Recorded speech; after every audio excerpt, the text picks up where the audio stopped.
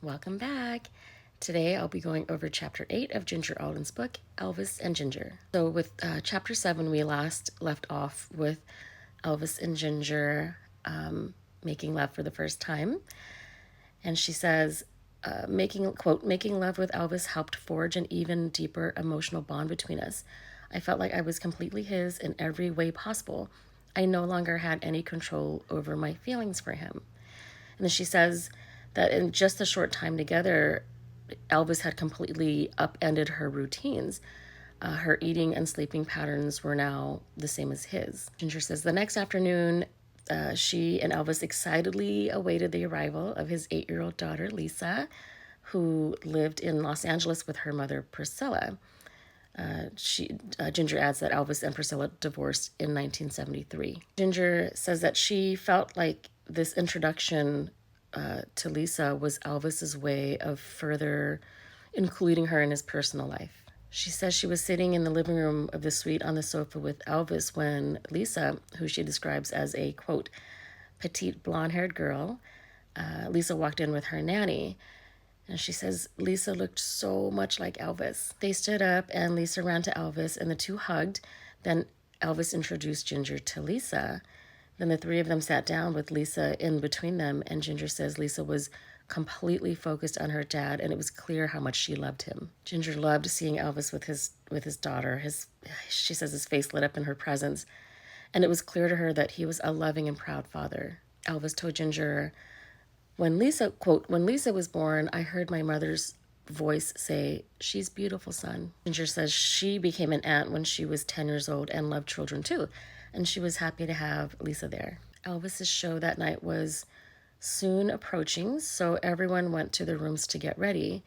Ginger was in her bathroom putting makeup on when she saw in the mirror that Lisa was standing behind her watching. Ginger said hi, and Lisa said hi. And Lisa began trying on some of Ginger's shoes, which Ginger says she didn't mind. She was just glad that Lisa felt at ease around her. Then Lisa looked up and said, I thought you were Linda. Ginger says, quote, it was an innocent remark on her part, yet I was suddenly aware that Lisa may have gotten close to some of Elvis's former girlfriends. I was a new face in Lisa's life, and we both needed time to get used to each other. Ginger says that she gently told Lisa, well, I'm not Linda. And then she went back to putting on her makeup. Ginger says, despite telling Elvis she was not a big jewelry person, he continued to lavish her with beautiful necklaces and a watch.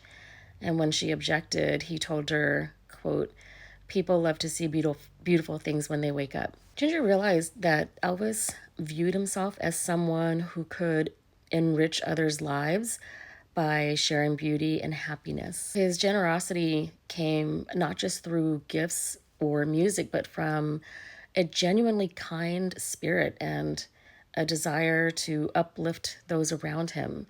And she says he was a giver and not a taker, and it's one of the things that drew her to him. Ginger says Elvis wanted her to wear all the jewelry he gave her at the same time to his shows. She wasn't used to being so overdressed, but she reminded herself it was for Elvis. During the show, Lisa sat with Ginger, Vernon, and Sandy.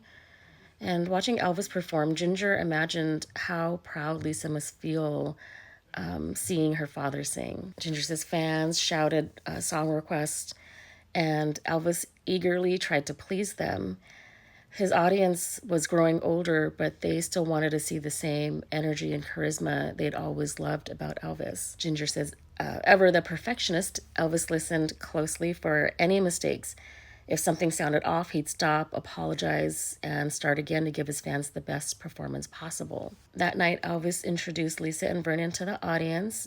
He also acknowledged singers Roy Orbison and Engelbert Humperdinck in attendance. Ginger says Elvis was in a jovial mood. He joked with his band and playfully tried on hats that were tossed to him. She was amazed by his charisma and how effortlessly he shifted from powerful, passionate performances to lighthearted humor between songs. Ginger says, quote, Charlie, always ready with lyric sheets, handed one to Elvis before he sang Bridge Over Troubled Water that night. It was a lengthy song, but Elvis only read a line or two and then discarded the sheets. giving me the sense that he really knew the song, but wanted to make sure he didn't risk missing a single word. I think maybe Ginger points this out because in Priscilla's book, Priscilla says Elvis started struggling with his performances and that sometimes he had to resort to reading the lyrics. Anyway, after the show, they were all in the dressing room, including Roy Orbison and his wife. Elvis got done changing out of his jumpsuit and came out to greet everyone. He sat down next to Ginger, and then Roy Orbison and his wife sat across from them, and she said the room was very noisy. At one point, Elvis asked Ginger, "Would you put your hand on my back and calm me down?" She says she hesitated because she didn't grow up showing public displays of affection, and she felt shy massaging Elvis's back in front of people. But she did as he asked, and he smiled at her. She says this was the start of learning how to be more affectionate in public. After the Orbisons left, Ginger saw Elvis's genuine gratitude towards his fans when he greeted 3 women who brought him handmade figurines of the 3 wise men. She says he took the time to admire their intricate details of the figurines, and he thanked them personally. Gifts were later sent up to his suite and eventually brought back to Graceland. After his second show of the night was over, they were back in the suite alone. Elvis's meal was delivered, and he once again started sprinkling salt all over it. And Ginger thought that couldn't be good for him. When Elvis was done eating, he told her, "I can't believe how bloated I get." And then he held up his left hand to show her how swollen his fingers were. He told her the doctors gave him water pills to take before each performance to reduce fluid in his system. Elvis said he hated taking them because they make him feel, quote, weak and zap some of my strength. Ginger says she didn't feel right telling Elvis what he should or shouldn't eat, given that the relationship was so new. And all she told him was, "I heard too much salt can cause fluid retention." But she says she hoped over time she could help him eat healthier. She says they both went to bed around dawn, and she woke up early in the afternoon. She went up to the rooftop terrace to admire the view, and when she turned to go back inside, she saw Lisa climbing onto a ledge. She says Lisa must have followed her outside, and she said calmly, "Lisa, don't do that." Then walked Lisa back inside, letting her know that climbing on the ledge was dangerous. Ginger says, quote, "I couldn't even imagine what Elvis would do if something happened to his only daughter." She didn't tell Elvis, who was still sleeping, because he had enough things to worry about, and she didn't think Lisa would do that again after their talk. That afternoon, Ginger says a heavy-set, balding man smoking a cigar entered the suite, and Elvis introduced him to her as his manager, Colonel Tom Parker. Elvis told her that they needed to discuss business and asked her to step out. And Ginger says in Las Vegas she rarely saw or spoke with Parker again. His visits were brief, and he always met privately with Elvis. That night, while Ginger was in her bathroom, Elvis injured his ankle. He had stepped down off the platform where their bed was on a raised platform. He stepped off and injured himself.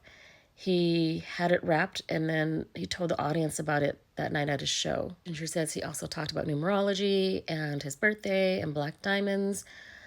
Sometimes he sat on a stool, not wanting to exacerbate the injury. But she says he still put on a good show. After the show, Elvis began feeling pain in his upper leg, and he believed he pinched a nerve or pulled a hamstring during a prior performance. He called for Dr. Ganem and his hairdresser, Larry Geller. She says she understood summoning the doctor, but she was puzzled by Larry's inclusion until Elvis asked Larry to massage his leg. Dr. Ganem then gave Elvis a cortisone shot to ease the pain so he could continue performing. When Larry and the doctor left, Elvis talked to Ginger about the dry desert air, which he worried would give him a sore throat. He said he didn't understand how some performers can live and perform full-time in Vegas. He said, quote, "It's essential to always protect the voice. That's why I don't usually talk loud. You should never shout or talk loud over a television so you can preserve your vocal cords as well."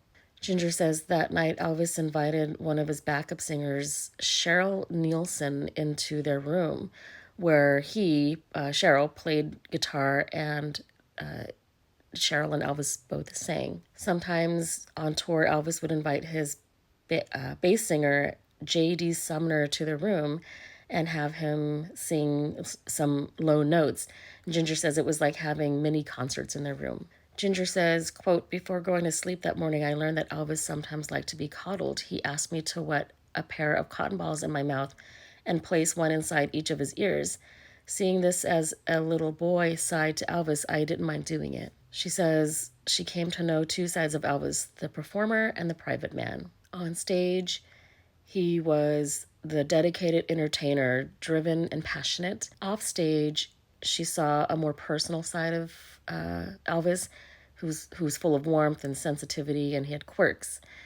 Elvis was highly observant, and he was bothered if someone avoided eye contact or yawned while he spoke, which he saw as a sign of a short attention span. After he told her that, she made sure to stifle her yawns when she was around him. Ginger says Elvis had given her a little spending money, and she asked if she could take Lisa shopping. She wanted some bonding time with Lisa, and Elvis said yes. Ginger says Lisa had a fondness for shoes, so Ginger woke early and took Lisa down to the hotel's shoe store. While Ginger was trying on heels, she looked over and saw Lisa sitting on the floor, surrounded by shoes that she had removed from the display racks. She walked over to Lisa and told her the shoes were for adults, and Lisa said, "That's okay, I'll grow into them." They visited a couple of other stores. Ginger says she was shocked when a couple stopped them and asked if that was Lisa Marie Presley. It didn't ever occur to Ginger that Lisa was that recognizable. She says, quote, "I had underestimated the keen interest of Elvis fans." Ginger says she ran into the pilot, Milo, who offered to drive them in Ginger's new car to shops outside of the hotel. And Ginger was aware Elvis would be waking soon, but she thought it would be fun to be in her new car. Milo drove them to the MGM Grand Hotel, and Ginger and Lisa went inside to browse. Ginger says she was carefully keeping track of time. She says, quote, "It was nice spending time with Lisa. She was a sweet little girl close to my niece's age, and I hoped we would become friends." When they got back to the Hilton, Elvis was already awake and not very happy with Ginger. He was not pleased that Ginger took Lisa out, and she says he didn't recall giving her permission to take Lisa. Elvis said, quote, you should never have gone out without a bodyguard." Ginger says this hurt her feelings, and she told him she would have never taken Lisa without his permission. And she says Elvis sensed her hurt feelings and gently told her, quote, "Just next time, make sure you take a bodyguard." She says she realized that one of Elvis's constant fears was the possibility of his daughter being kidnapped, and she told Elvis she would take a bodyguard next time. Ginger says Lisa visited the suite whenever she could between Elvis's shows, but after only a few days, she had to return to Los Angeles. And she says when Lisa left, Ginger was sure a piece of Elvis's heart went with her. That's it for Chapter 8.